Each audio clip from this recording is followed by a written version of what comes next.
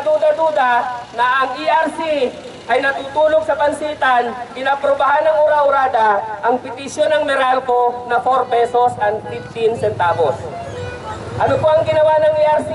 Hindi man lang nag-imbestiga kung mayroong nangyaring market abuse, hindi man lang nag-imbestiga kung tama ba ang presyong ito. Ang ginawa ng Energy Regulatory Commission, magkano ang petisyon ng Meralco? 4 pesos and 15 centavos po. Sabi ng ERC, madali lang yan. Ganito ang gawin natin. Sa halip na isang bagsak, gawin natin 3 bagsak. Ganun lang ang naging desisyon ng ERC.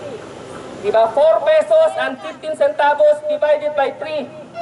Wala nang pakialam kung nang-abuso ang mga power firms.